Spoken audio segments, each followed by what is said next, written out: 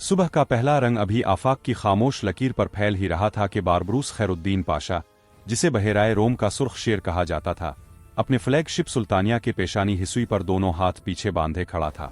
इसकी नज़र इस दूर, निहायत गहरी और हद दर्जा पुरस्रार सफ़ेद धुंध पर जिमी हुई थी जो बहरेन ओकियानूस के दिल से उठकर बहरा रोम की तरफ बढ़ रही थी, जैसे समंदर का कोई कदीम जिन अपनी सांस रोककर दुनिया को एक नई कहानी सुनाने वाला हो।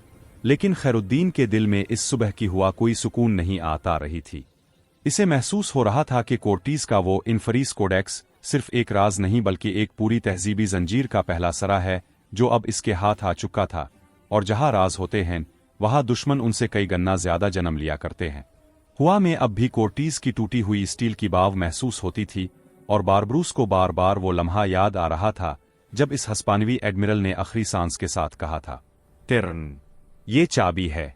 और अब जब वो सिलेंडर इसकी कमर के करीब बंधा था तो इसे खुद महसूस हो रहा था कि ये चीज तारीख की रगों में एक नया खून चला रही है, मगर साथ ही साथ दुनिया के बादशाहों के दिलों में आग भी भड़काने वाली है। इसी बेचैनी में इसे अपने नक्शा नवीस दोस्त पेरी रईस की बात याद आई। जब समंदर किसी राज को तुम्हारे सुपुर्द कर दे तो समझ लो वक्त तुमसे एक नया इम्तिहान चाहता है। और अब ये इम्तिहान सिर्फ समंदर का नहीं बल्कि पूरी दुनिया का था, वो दुनिया जहां सल्तनतें एक दूसरे को निगल रही थीं और इल्म की चिंगारियों को अपने मुफाद के लिए छुपा कर रखती थीं। जैसे ही बारबरूस ने नजर उठाई, इसने देखा कि आसमान की वो बारीक आसाबी लकीरें, जिन्हें आम लोग रंगीन हुआ की लहरें समझते हैं, पहली बार अजीब तरह कांप रही थीं, जैसे मकनातीसी रूह का कोई अजीम धचका बहरा रोम की तरफ बढ़ रहा हो। इसका मतलब था कि कोडेक्स की बेदारी शायद शुरू हो चुकी है। गुज़िश्ता चंद घंटों में सुल्तानिया के कंपास 3 बार घूमकर अपना रुख खो बैठे थे, और नेविगेटर ने बताया था कि गहरे पानी की कुछ तहें गैर मामूली हद तक गर्म हो रही हैं। ये सब एक ही बात की तरफ इशारा था, वस्महदुन इनक्शन, बल्कि एक सिग्नल ट्रांसमिटर है जो किसी दूर मगर जिंदा तकनीकी कुव्वत से नरमी से जड़ रहा है। बारबरूस के दिल में लर्जिश दौड़ गई, मगर इसका ईमान, इसका अज़्म और समंदर से इसका रिश्ता इसे सीधा खड़ा रखे हुए था। इसने गहरी सांस लेकर कहा, अगर फितरत ने मुझे नई दुनिया का दरबान बनाया है तो मैं ये दरवाज़ा अपनी तलवार से सिर्फ इंसानियत के लिए खोलूंगा, जुल्म के लिए नहीं। इतने में इसके पीछे से आवाज आई, वदैन ऐशा। वो आगा मुराद था, इसका वफादार सिपा सालार, जिसने दम बखुद लहजे में खबर दी, ऐशा उफ़ुक़ुन तिंजज़ नज़र आए लन अनबादिबानी वरवी अनशान। और उनकी रफ्तार इंसानी नहीं। बारबरूस पलटा और इस तरफ देखा। वो बादबान खामोश मगर चांदी की तरह चमक रहे थे, जैसे रोशनी उनके पार से गुजर नहीं रही बल्कि अंदर जज्ब हो रही हो। बारबरूस की रूह तक में सर्द लहर उतर गई। क्या ये वही हैं जिन्हें कोडेक्स ने इशारा भेजा था? और अगर हाँ, तो फिर कोर्टीज ठीक कहकर मरा था। ये जंग सल्तनतों की नहीं, तहजीबों की जंग बनने वाली थी। बारबरूस ने अपनी कमर से सिलेंडर निकाला, इसे बुलंद किया, और इसी लम्हे सिलेंडर की सतह पर एक नीली लकीर दौड़ी, जैसे कोई आंख जाग अलिफाटे हो। समंदर की गहरी तह से ऐसी गरज अलिफाटे के सुल्तानिया का पूरा बदन लरस गया, और बारबरूस ने महसूस किया कि बहरेन ओकियानूस का राज अब इसकी तरफ बढ़ रहा है, और वो इसका मुंतजिर था। अचानक समंदर की सतह पर एक ऐसा सन्नाटा फैल गया जैसे हुआ ने अपनी सांस रोक ली हो, जैसे फितरत के सारे कवानीन एक लम्हे के लिए रुक कर देखना चाहते हों कि बारबरूस और इस नामलूम ताकत के दरमियान पहली असल मुलाकात कैसे होगी। सुल्तानिया का डेक हचकोलों से कांप रहा था, मगर कोई आवाज नहीं, ना रस्सियों की चरचराहट, ना बादबानों की सरसराहट, ना लहरों की सरगोशी, सिर्फ एक नाकाबिले बयान बोझ, एक दबाव जो इंसान अल्फाज में बयान नहीं कर सकता। वो 3 चांदी बादबान वाले जहाज अब इतने करीब आ चुके थे कि उनके ढांचों पर बने चमकते हुए नक्श आंखों में दहशत भर रहे थे। ना वो उस्मानी थे, ना हस्पानवी, ना इतालवी, ना अरब, ना चीनी। वो किसी और ज़हन, किसी और तहजीब के निशान लगते थे, ऐसी तहजीब जो शायद खुद समंदर के कवानीन से मुख्तलिफ सोच रखती हो। वो किसी और ज़हन, किसी और तहजीब के निशान लगते थे, ऐसी तहजीब जो शायद खुद समंदर के कवानीन से मुख्तलिफ सोच रखती हो। उन जहाज़ों का हल ऐसे चमक रहा था जैसे किसी धड़कती हुई मछली की जल्द। हर बार जब धूप उन पर पड़ती तो उनकी सतह पर हल्की सी लहर दौड़ती, और फिर वो लहर एक बाज़गश्त बनकर सुल्तानिया की तरफ पलटती। पहली बार बारबरूस ने महसूस किया कि वो बाज़गश्त सीधी इसके सीने में उतर रही है, जैसे कोडेक्स इसके अंदर किसी सुई हुई चीज को जगा रहा हो। बारबरूस ने सिलेंडर मजबूती से थाम लिया, और फिर वो लम्हा आ पहुंचा जिसने इस पूरी दास्तान का रुख बदल दिया। दरमियानी चांदी के जहाज के पेशानी हिस्से पर रोशनी का एक दायरा खुला। इस दायरे से एक शाख की तरह बारीक, सफेद श्वा निकली। वो श्वा सीधी सुल्तानिया के डेक से 4 हाथ ऊपर हुआ में आकर ठहर गई, जैसे किसी ने रोशनी की रस्सी फिजा में लटका दी हो। सिपाही आंखों पर यकीन ना कर सके। कुछ ने तावीज पकड़ लिए, कुछ ने बिस्म अल्लाह पढ़ना शुरू किया। मगर बारबरूस आगे बढ़ा, क्योंकि समंदर का उसूल है, जो पहले कदम से डरे समंदर इसे अपना गुलाम बना लेता है। और बारबरूस किसी समंदर का गुलाम कभी ना बना। जैसे ही वो रोशनी के करीब पहुंचा, श्वा मोटी होने लगी और फिर इस रोशनी में से एक तस्वीर उभरने लगी। मगर वो इंसानी चेहरा नहीं था, ना ही किसी हल्की जिन आरू की शक्ल थी। इस चेहरे में इंसानी नक्श ओ निगार मौजूद थे, मगर उनमें एक अजीब साइंसी हम आहंगी थी, जैसे ये चेहरा रियाजियाती तौर पर मुकम्मल तनासुब में डिजाइन किया गया हो। एनिरत लिम्बिल खैल जिस एनिद नरबिल सिनरो। इस हासिल शक्ल ने जब मुकम्मल सूरत इख्तियार की तो वो हस्ती हुआ में ऐसे कायम हो गई, एक शफ़ाफ जिस्म जिसकी सतह पर नीले और सफ़ेद सर्कट लाइनें दौड़ रही थीं, जैसे रोशनी इसकी रगों में बह रही हो। आगा मुराद ने चीख कर कहा, ऐशा इंसानिज़न। मगर बारबरूस ने हाथ से इसे रोका और एक कदम और आगे बढ़ गया। जब वो रोशनी का जिस्म बिल्कुल सामने आया तो इसने अपनी जुबान से कुछ कहा, मगर इसकी जुबान आवाज नहीं थी, बल्कि सीधा बारबरूस के दिमाग में घिसती हुई एक कंपिन थी। खैम सनल खैलिस गम guardian of surface currents, your codex is awake. बारबरूस एक लम्हे के लिए जिम गया। नदर का किरदार एक समंदरी शेर जो हमेशा हर जिन, हर तूफान, हर दुश्मन, हर सल्तनत को चीरता रहा, इसकी रूह में एक अजीब लर्जिश दौड़ गई। वस्तिबत जारिरातर। The Anfaris Codex has recognized you. You are now bound to its current. It will lead, and you will follow. But no, others have heard the awakening. They are coming. बारबरूस का दिल एक लम्हे के लिए सख्त हो गया। इसने तलवार की नोक रोशनी वाले जिस्म की तरफ उठाई और कहा, समझ ले, जो भी तो है, मैं किसी राज का गुलाम नहीं। अगर ये कोडेक्स इंसानियत के खिलाफ गया तो मैं इसे तोड़ दूंगा, चाहे वो समंदर के सीने में ही क्यों ना हो। तब वो रोशनी जिस्म एक लम्हे के लिए रुक गया। फिर इसने वो बात कही जिसने बारबरूस के पांव तले से जमीन खींच ली। You cannot break it, because your empire, your history, was shaped by its first cycle.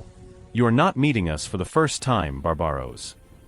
और इसी एक जुमले से हुआ का जिस्म हिला, लहरों ने अपनी सतह तोड़ दी, सुल्तानिया का डेक लरस गया, जैसे तारीख ने अचानक लिखना बंद कर दिया हो।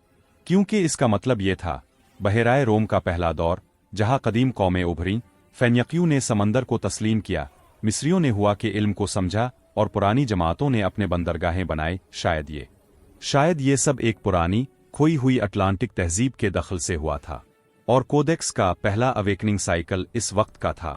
बारबरूस की रगों में एक सर्द आग दौड़ती चली गई। ये सब इसके ईमान, इसके इल्म, इसके तमाम समंदरी तजर्बे को चैलेंज कर रहा था।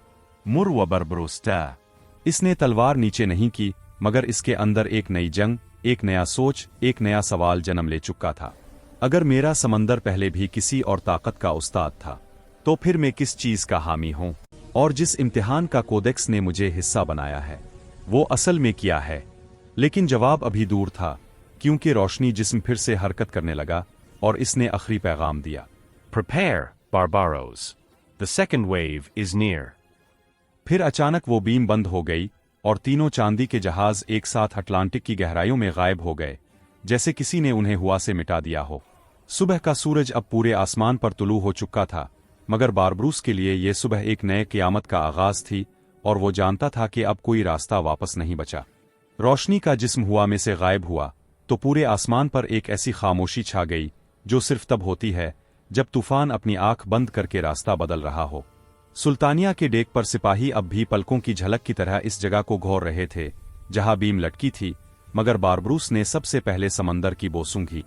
एक समंदरी शेर होने के नाते इसका दिल हमेशा पहले समंदर को सुनता था, और इस वक्त समंदर की सांस में एक ऐसी गर्दिश थी जो कभी बहराए रोम ने महसूस नहीं की थी। अटलांटिस के गहरे दिमाग का एक पुराना भूला हुआ कोड जैसे हुआ की लकीरों में चल रहा हो। फिर वो लम्हा आया जब सेकंड वेव ने अपनी आमद का ऐलान किया। पहले हुआ के ऊपर से एक बहुत बड़ी साया बहराए रोम पर फैली, फिर सुल्तानिया के मस्त के ऊपर से एक ऐसा वाइब्रेशन गुजरा जो किसी भी तोप के धमाके से कहीं सख्त था। फिर 3 नहीं बल्कि 10 चांदी के जहाज़ों का गिरोह सीधा सुल्तानिया की तरफ उतर आया। उन जहाज़ों की रफ्तार पहली बेड़े से दुगनी थी। उनका हल पूरी तरह से जिंदा धात की तरह खिलता और बंद होता, जैसे कोई जानदार चीज सांस ले रही हो। मगर बारबरूस के दिल को सबसे ज्यादा हिला देने वाली चीज उन जहाजों के पीछे से आने वाली अंदर की भरी हुई आवाज थी। कोई दरखास्त नहीं, हुक्म नहीं, धमकी नहीं। Billy ida out. Codex bearer, step forward. आगा मुराद ने चीख कर कहा, Asha, hamlar aan. मगर बारबरूस ने अपना हाथ उठाकर इसे रोका, क्योंकि इस आवाज के अंदर जंग की नहीं बल्कि इम्तिहान की वो थी। लेकिन इस वक्त एक और चीज हुई, मगर सुल्तानिया पर नहीं बल्कि पूरे बहराए रोम पर। यूरोप का नेवल अलायंस, जो कोर्टीज के मरने के बाद भी चीन से नहीं बैठा था, अटलांटिक और बहराए रोम के संगम पर दूसरी समत से आने वाली अजनबी बेड़े को देखकर चौंक गया। स्पेन, पुर्तगाल और वीनस की मुश्तरका नेवल फोर्स, जो छपकर बारबरूस का पीछा कर रही थी, अब पूरी खिली जंग की सूरत में सामने आ गई। उनके घोल, हार्न्स और सिग्नल फ्लैग ने पूरे उफुक को दो हिस्सों में बांट दिया। एक तरफ वो पुरस्रार अटलांटिक तहजीब के एमिसरीज थे, दूसरी तरफ यूरोप का नेवल सपर अलायंस, और बीच में बारबरूस, जिसके हाथ में कोडेक्स था और जिसका इम्तिहान दुनिया की तमाम कुव्वतों को एक ही डेक पर ला चुका था। मगर दुश्मनों की फहरिस्त यहाँ खत्म नहीं हुई, क्योंकि इस सारे हंगामे के बीच समंदर की तह से एक तीसरी चीज उभरी। एक ऐसी चीज जिसे ना यूरोप जानता था, ना उस्मानी, ना अटलांटिक सनुलाइजेशन। लहरों के बीच से एक बहुत पुराना, बहुत वजनी, हरा रंग का आल उभरने लगा, जो किसी भी पहचानी हुई लुमिटकिनालविज वुडक्राफ्ट का हिस्सा नहीं लगता था। इसकी सतह पर पुराने फेनिकी जैसे लकीर थे, लेकिन उनमें से रोशनी गुजरती हुई हल रही थी, जैसे वो नक्शे जिंदा हों। और इस आल से एक आवाज अलिफाटे गहराई, इंसानी और जानवर दोनों की दरमियानी, जैसे समंदर की कदीम कौम मेरिनर फोर्जर्स की डियंत कहानियां जिंदा हो गई हूं। बारिबारोस के चेहरे से रंग उड़ गया, क्योंकि इसे अपने बचपन की एक पुरानी कहानी याद आई जो इसके बाप ने सुनाई थी। एक पुरानी कौम जो समंदर के नीचे औजार बनाती थी और अपनी कुव्वत किसी सल्तनत के लिए इस्तेमाल नहीं करती थी, मगर जब समंदर का तवाजुन टूटने लगता, वो रास्ता ऊपर की दुनिया तक बनाती।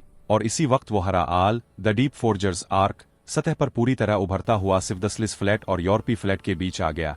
अब तीन कुव्वतें एक ही पिल में सामने थीं। एक, वो लोग जिन्हें कोडेक्स बिला रहा था। दो, यूरोप के नेवल इत्तेहाद जो कोडेक्स को छीन कर दुनिया की बागडोर अपने हाथ में लेना चाहते थे। और तीन, वो पुरानी गुमशुदा तहजीब जिसे लोग सिर्फ मुंते समझते थे। और बीच में बारिबारोस, जिसने एक पिल में समझ लिया कि कोडेक्स का सेकंड व्यू सिर्फ एक ताकत नहीं ला रहा, बल्कि पूरी दुनिया के नेवल मुस्तकबिल के लिए एक ट्रायल ऑफ लीडरशिप ला रहा है। आगा मुराद का हाथ तलवार पर गया। पाशा, हम किस तरफ लड़े? बारिबारोस का दिल एक लम्हे के लिए राग गया। इसने समंदर की तरफ देखा। लारोन का पैटर्न बदल चुका था, जैसे तीन अलग तहजीबों की तवानाई मेडिट्रेनियन की सतह पर तीनों के सिग्नेचर्स के साथ लड़ रही हो। और फिर बारिबारोस ने तलवार आसमान की तरफ उठाई और वो फैसला किया जिसने किस्मतें बदल दीनी थीं। ना यूरोप का, ना अटलांटिक का, ना पुरानी कौमों का। हम सिर्फ समंदर का साथ देंगे, और समंदर का कानून कहता है, जिसके इरादे साफ, इसकी तलवार सबसे तेज। और ये कहकर इसने सुल्तानिया के झंडे बदल दिए। ग्रीन वार बैनर्स ऊपर चढ़ गए और इस एक इशारे से दुनिया के तीन सपर फोर्सेस को ये बताने का ऐलान कर दिया कि बारिबारोस अब किसी सल्तनत का हिस्सा नहीं, बल्कि कोडेक्स साइकिल का असल कंटेंडर है। यूरोप की फ्लैट ने कैनन तैयार किए, अटलांटिक एमिसरीज ने लोंगमटल शील्ड्स एक्टिवेट किए और डीप फोर्जर आर्क ने अपनी दरियाई सपेयर्स को चार्ज किया। लेकिन पहली गोली किसी दुश्मन ने नहीं चलाई, बल्कि कोडेक्स ने, जो बारिबारोस की कमर से अचानक चमक अलिफाटे और इसकी रोशनी सीधी आसमान तक चली गई, जैसे किसी ने फितरत के दिल में बिजली उतार दी हो। और इसी लम्हे तीनों फ्लैट्स पर एक ही आवाज कायम हुई, द ट्रायल बिगिंस। और इस आंख झपकते पिल ने दुनिया की नेवल तारीख को दो हिस्सों में बांध दिया, ट्रायल से पहले और ट्रायल के बाद। बुहेरा अटलांटिक की सरसराहट ने इस सुबह जो मंजर पैदा किया, वो दुनिया के दो अजीम समंदरी सपर पावर्स और एक अलिफाबेरती हुए मुस्लिम एडमिरल के दरमियान होने वाली ऐसी अजीम आजमाइश का पहला इफास्टी ऐलान लग रहा था, जिसे बाद में तारीख द अटलांटिक ट्रायल के नाम से याद करेगी। खैरुद्दीन बारिबारोस अपने फ्लैगशिप सल्टेना के परवों पर खड़ा था। इसकी आंखों में वही परसुकून लेकिन तीर की तरह सीधी वक्फुत थी, जो सिर्फ उन लोगों में होती है जो कुदरती क़ियादत लेकर पैदा होते हैं। मगर आज हुआ में एक अजीब सा बोझल पिन था, जैसे बता रही हो कि आज समंदर किसी एक लश्कर, एक सल्तनत, एक झंडे को नहीं, बल्कि तीन तमाम सनुलाइजेशनल फलसफों को एक साथ मैदान फैसला में उतारने वाला है। दौर से अटलांटिक पर से वो देख सकता था कि पहला जायंट यूरोपी बैटल फ्लैट, जिसे अलायंस ने खास तौर पर इस मुकाबले के लिए तैयार किया था, सुस्त मगर आदाब से बढ़ता आ रहा था। इसके थिएटर कैनन को शाइनिंग स्टील ब्रेसेस सपोर्ट कर रहे थे और उनकी डेक पर घोड़ों के बर्तन, मिस्किट ट्रुप्स के मीटाल खारन्स और नौवैन यूरोपी वंडरजनस सेंसर्स चमक रहे थे। मगर ये तो सिर्फ वो पहली कौम थी क्योंकि इस ट्रायल का असल पहलू तब सामने आता है जब सेकंड और थर्ड सोनलाइजेशन फ्लैट्स होराइजन के दोनों किनारों से समंदर को काटते हुए नजर आए। राइट फुल्लिनक पर द एजरा दमिनियान का अचानक उभार, वो मनस्टरसनीवी जिसके बारे में सिर्फ अफवाहें चलती थीं कि उनके पास कोई ऐसी ओक्राफ्ट टेक्नोलॉजी है जो यूरोप अभी तक समझ नहीं पाया, और लेफ्ट फुल्लिनक पर एक ऐसी फोर्स जिसने बारिबारोस को असल में हिला दिया। कोलिशन के दो लेजेंडरी वारशिप जिनके प्रोविस पर डर्गनमटल का इस्तेमाल होता था और जिनके बारे में कहा जाता था कि वो नॉर्थ सी के सबसे पुराने तूफानी खुदाओं की मिसाल बनकर बनाए गए हैं। 3 सनुलाइजेशनल फ्लैट्स एक ही वक्त में एक मुस्लिम एडमिरल को चैलेंज करने के लिए समंदर पर लाने का मकसद सीधा, खतरनाक और पूरा सियासी था। यूरोप चाहता था कि बारिबारोस को सिर्फ शिकस्त ना दी जाए, बल्कि इसे इस कदर ओवरवेल्म्ड किया जाए कि दुनिया को एक ही दिन में पैगाम चला जाए, no Muslim admiral can ever rise in the Atlantic. और साथ ही एजरा दमिनियान और नेओर्स का मकसद मुख्तलिफ मगर इतना ही गहरा था। एजरा दमिनियान इस ट्रायल को इस्तेमाल करना चाहती थी ताकि वो यूरोप को एक छुपा सिग्नल दे सके, हमें अंडरएस्टिमेट मत करो, हम वेव्स की एक नई साइंस के मालिक हैं। जबकि नेओर्स कोलिशन नॉर्दर्न अटलांटिक की सुप्रीमेसी साबित करना चाहती थी कि उनकी अभी तक जिंदा बेमुकाबला और दुनिया के किसी भी एडमिरल से बेहतर है। बारिबारोस यादों की बादशाह में एक सेकंड के लिए खो गया। इसने सोचा कि कभी वो मेडिट्रेनियन का एक फौजी जवान था, फिर कोर्सेर, फिर कोर्सरकुंगा, फिर सुल्तान का एडमिरल, और अब अटलांटिक की 3 सनुलाइजेशनल ताकतों ने इसे एक ऐसी ट्रायल टेबल पर बिठाया था जिसका फैसला आ तो मुस्लिम समंदरी रियासत की तकदीर बदल देगा, आ फिर इसे मफलूज कर देगा। लेकिन बारिबारोस ने अपने दिल में एक ही बात महसूस की, आज मैं तन्हा नहीं हूं, मेरे साथ मेरा अल्लाह, मेरा ईमान, मेरी कुदरती क़ियादत और मेरी अलिफामुआ की दास्तानें हैं। फिर इसने अपनी फ्लैट को देखा। उस्मानी गिलियॉन्स, शुमाली अफ्रीकी कोर्सेर शिप, हाइब्रिड अलजायरी फास्टिक्टर्स और कुछ नए अटलांटिक आल डिजाइन्स जो इसने खुद मॉडिफाई करवाए थे। जैसे ही पहली इंपीरियल स्पेनी फ्लैगशिप ने लाडाउल कैनन से चैलेंज ब्लास्ट भेजा, समंदर ने एकदम अपने लहजे को बदल दिया। अजान से पहले वाली खामोशी जैसा सुकूत हुआ रुकी हुई और दरिया की सतह बिल्कुल सीधी। 3 कौमों का चैलेंज एक साथ ऐलान हुआ। अवराम, अपने हक को साबित करो कि तुम अटलांटिक पर हुकूमत करने के अहल हो। और बारिबारोस ने आंखें बंद करके एक गहरी सांस ली, फिर धड़धार आवाज में सिर्फ एक जुमला कहा, हमारी रवायत में इम्तिहान डर नहीं लाता, इम्तिहान रियासत को पैदा करता है। और फिर सल्टेना की डेक से पहला उस्मान मगरिब बैटल डिरम बज अलिफाटे, समंदर का फैसला शुरू हो चुका था। इस लम्हे जब पहली तोप की गूंज अटलांटिक के सीने को चीर कर आसमान तक पहुंची, समंदर ने गोया अपनी सांसें रोक ली हूं, जैसे खुद कुदरत देखना चाहती हो कि 3 अजीम तहजीबों के लश्कर एक मुस्लिम एडमिरल को किस अंदाज से घेरते हुए पहला वारफेज शुरू करते हैं। पहली फायर अलायंस की फ्लैगशिप सेंट रिगेलिया से हुई एक ऐसी डफनिंग ब्रॉडसाइड के साथ कि समंदर की सतह पर सीधी ओशाक आई और सल्टेना के मास्ट पर लटके हुए उस्मानी क्रेसेंट को हुआ एक लम्हे के लिए पीछे धकेल गई। लेकिन बारिबारोस की फ्लैट ने इस शाक को किसी कमजोरी की निशानी ना बनने दिया। बारिबारोस ने अपने फ्रस्टिफसर को हाथ का एक शॉट करनसप इशारा दिया और दर्जनों उस्मान मगरिब कटर्स ने ओक्टिंग फार्मेशन में शिफ्ट होकर स्पेनिश लाइन के एक्सट्रीम लेफ्ट और राइट दोनों फुलिनिक्स पर एरोहेड पेनिट्रेशन शुरू कर दी। ये वो मनूवर था जो मेडिट्रेनियन में तो होता था, मगर अटलांटिक के लंबे, कठोर पिपर्शर वेव्स पर कभी टेस्ट नहीं हुआ था। फिर भी मगरिबी सेलर्स ने इसे इस कदर परफेक्ट फ्लो के साथ एक्सिक्यूट किया कि स्पेनिश एडमिरल्स एक लम्हे के लिए सोचने पर मजबूर हो गए कि क्या ये असल में उन्हीं कोर्सेर की तजर्बात का नतीजा है जिसका सुनना यूरोप कब से बर्दाश्त नहीं करता था। लेकिन ये तो सिर्फ पहला पहलू था। अटलांटिक के राइट फुल्लिनक पर एजरा दमिनियान ने अपनी टेक्नोलॉजी का पहला डेमो दिया। जैसे ही उनके ओर्जनंस रेजनेंस डिस्कस को एक्टिवेट किया गया, उनकी फ्लैट के नीचे का पानी एक अजीब पल्स बनकर फैल गया और उनकी शिपिज एकदम इतनी तेज हो गईं कि लगने लगा जैसे समंदर खुद उन्हें धकेल कर आगे बढ़ा रहा हो।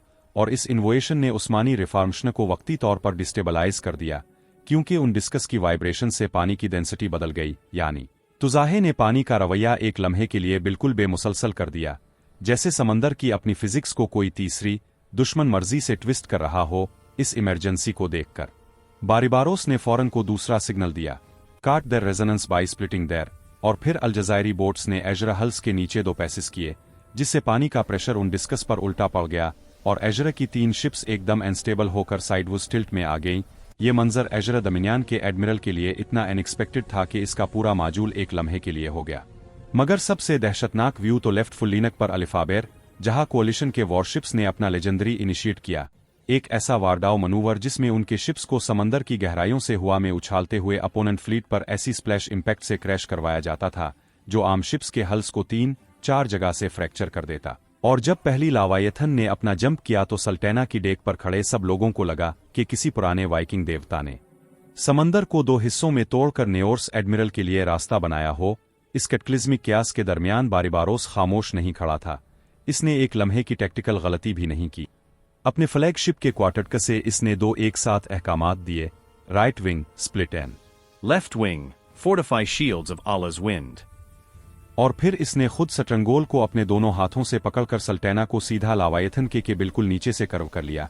एक इतना रिस्की मनूवर के अगर पानी का फ्लो एक सेकंड के लिए भी गलत होता तो फ्लैगशिप दो टुकड़ों में टूट जाती, मगर बारिबारोस ने अटलांटिक के पानी की नब्ज को इसी तरह महसूस किया जैसे कोई दरवेश हुआ की जुबान समझ जाए, और इस करो ने सिर्फ शिप को बचाया नहीं बल्कि लावायथन को नेओर्स फ्लैट के अपने ही रीर सेगमेंट पर रिडायरेक्ट कर दिया। इस रिडायरेक्ट की वजह से नेओर्स के 3 सपोर्ट फ्रिगेट्स अपने ही फ्लैगशिप के शाकवीव से पलट गए। एक इतना शानदार टेक्टिकल रिवर्सल के नेओर्स एडमिरल ने अपनी बीड हिलाकर एकदम गुस्से से ब्लो किया।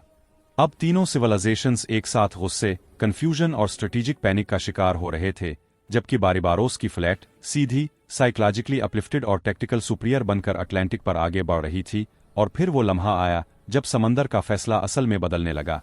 बारिबारोस ने अपनी फ्लैट को पूरा रैली कमांड दिया, आज तुम वक्त के दरिया को फिर मुसलमानों की तरफ मोड़ो, Edge war retreaten. आज तुम 3 कौमों का टिल्ट एक कदम में तोड़ दो। और फिर उस्मानी ड्राम्स, कॉल्स और अल्जीरियन ने एक ऐसा यूनाइटेड रेयोर पैदा किया कि 3 नेवीज एक लम्हे के लिए सच में सोचने लगे कि क्या उन्होंने बारिबारोस को अंडरएस्टिमेट कर दिया था। और जब सल्टेना ने अपना प्राव आगे करके चार्ज इनिशिएट किया तो अटलांटिक का सारा बैटफील्ड गोया इस एक मुस्लिम एडमिरल के हक में झुकता नजर आया। और ये वो लम्हा था जिसे बाद की तारीखों ने लिखा, जब 3 ताकतें एक आदमी के जज्बे, अक्ल और क़ियादत के नीचे पिघलने लगे। अटलांटिक का वो मंजर जहां कुछ घंटे पहले 3 अजीम तहजीबी फ्लीट्स, अलायंस, एजरा दमिनियान और कोalition बिला झिझक एक मुस्लिम एडमिरल को घेर कर इसकी समंदरी तकदीर लिखने आए थे, अब एक ऐसी तबाही, कन्फ्यूजन और स्ट्रेटेजिक मेल्टडाउन का पैमाना बन चुका था कि समंदर खुद अपनी लहरें रोक कर देखना चाह रहा था कि कुदरत किसका साथ देने का फैसला कर चुकी है। स्पेनिश अलायंस का फ्लैगशिप सेंट रिगेलिया, जो इस पूरी जंग का सिंबल माना जा रहा था, अब अपने बनिंग कैनन डेक्स के साथ धुआं उगलता हुआ पीछे की तरफ रिट्रीट कर रहा था। इसके एडमिरल की आंखों में वो होशवार यकीन टूट चुका था कि कैथोलिक आर्मादा कभी नहीं हार सकती, क्योंकि आज इसने अपनी आंखों से देखा था कि बारिबारोस की हाइब्रिड मगरिबी उस्मानी कार्टर्स ने उनकी फॉर्मेशन को 3 जगहों से फाड़ दिया। और जब उनकी सेंट्रल कमांड मैस्ट टापल हुई तो स्पेनिश ट्रूप्स का मॉरल अटलांटिक की सतह से भी नीचे डूब गया। फिर एजरा दमिनियान का हाल और भी दिलचस्प था। उन्होंने सोचा था कि उनकी टेक्नोलॉजी इन्हें अटलांटिक का असल हुक्मरान बना देगी, मगर बारिबारोस ने पानी की नब्ज को इस तरह समझा था कि उन डिस्कस की फ्रीक्वेंसीज को उलटकर एजरा के पूरे प्रपल्शन ग्रिड्स को में डाल दिया। और जब उनकी फ्लैगशिप एजरस क्राउन के नीचे पानी का फ्लो अनस्टेबल हुआ तो पूरी फ्लैट ऐसे हिलने लगी जैसे समंदर ने उनकी बैकबोन पकड़कर हिलाया हो। फिर जैसे ही अल्जीरियन बोट्स ने उनके सप्लाई डेक को स्लैश किया, एजरा दमिनियान एक ही लम्हे में एक फ्यूचरिस्टिक नेवल एम्पायर से एक फ्लाक में तब्दील हो गया। लेकिन सबसे ज्यादा कैटास्ट्रॉफिक लैप्स कोalition का था, जिनके वॉरशिप्स को दुनिया अनटचेबल समझती थी। उन पर जब बारिबारोस ने अपनी चार्ज का फाइनल स्वीपिंग आर्क चलाया तो अटलांटिक पर पहली दफा देखा गया कि किसी एडमिरल ने नेओर्स को उन्हीं के खिलाफ एक्सप्लॉट किया। और जब नेओर्स फ्लैगशिप अपने ही शाकवीव से क्रैक्ड कील के साथ झककर पानी में घुसने लगा तो नेओर्स एडमिरल रैग्नार की आंखों से वो सारी पुरानी वाइकिंग एरगन्स वैसे ही डूबती चली गई जैसे उनका वॉरशिप समंदर की तहों में उतर रहा था। इस वक्त अटलांटिक बैटफील्ड एक अजीब सिनेमैटिक टैब्लो बन चुका था। आग के बादल स्पेनिश शिप्स के ऊपर तीर रहे थे। एजरा शिप्स साइडवूज टिल्ट होकर रेजोनेंस फेलियर से मुहताज नजर आ रही थीं। नेओर्स वेसल्स अपने को टूटे हुए टिल्टिंग एंगल्स पर ले जाती हुई गहराइयों की तरफ झक रहे थे। और इस तबाहशुदा मैदान के बीच सल्टेना सीधी, बाइज्जत और ऐसी हुक्मरानी काद से खड़ी थी जैसे समंदर की असल सल्तनत इसके डेक से रोशन हो रही हो। बारिबारोस क्वार्टर पर खड़ा था। इसकी शोख आंखों में कोई गुरूर नहीं था, मगर एक बेसम्त सुकून था। वो सुकून जो कुदरत उन्हीं लोगों को देती है जो जंग को सिर्फ जीतना नहीं बल्कि इंसाफ के लिए जीतते हैं। जब तीनों फ्लीट्स ने एक एक करके अपने रिट्रीट हॉर्न्स बजाए, समंदर की हुआ ने उन आवाजों को इस तरह तोड़कर अड़ाया जैसे कुदरत खुद कह रही हो, आज से अटलांटिक पर कोई यूरोपियन, कोई दमिनियान, कोई नेओर्स लो नहीं चलेगा। आज से ये मैदान इस आदमी का है जिसे तुमने चैलेंज किया था मगर पहचाना नहीं था। बारिबारोस ने अपनी फ्लैट को रैली सिग्नल दिया और इस विक्ट्री मूवमेंट पर इसके अल्फाज अटलांटिक की तहजीबों के लिए एक नई तारीख लिखते गए। आज से तुम सिर्फ राम के एडमिरल नहीं बल्कि अटलांटिक सल्तनत के पहले कायद हो, कानून, इंसाफ और रहमत के सुल्तान। फिर समंदर ने एक गहरी सांस ली, लहरें बढ़कर सल्टेना के हल को छुई, जैसे अटलांटिक खुद अपने नए सुल्तान का बियाली सलाम दे रहा हो। स्पेनिश, एजरा और न्योर्स फ्लीट्स हवाओं में गिले हुए परचमों और शैटर्ड मैस्ट्स के साथ पीछे को हिट रही थीं, और बारिबारोस की फ्लैट, उस्मानी गिलियॉन्स, मगरिबी राडर्स, अलजायरी काटर्स, अफ्रीकी कोर्सेर स्क्वाड्स सीधी लाइन बनाकर आगे बढ़ रही थी, जैसे एक नई समंदरी रियासत अपनी सरहदें अटलांटिक की सतह पर कलम से नहीं, सीनों से खुद लिख रही हो। इस रात जब चांद अटलांटिक के सीने पर रोशनी फैलाता, तीनों कमांडेंट्स को एक ही बात समझ आ चुकी थी, बारिबारोस को अटलांटिक रोक नहीं सकता, क्योंकि वो इसी का हो चुका है। और इस तरह डस का वो फाइनल लम्हा मुकम्मल होता है जहां तीन कौमें टूटकर वापस जा रही हैं, और एक मुस्लिम एडमिरल अपनी कुदरती क़ियादत के साथ एक नई समंदरी सल्तनत, द अटलांटिक सल्तनत, का पहला बाब लिख रहा है।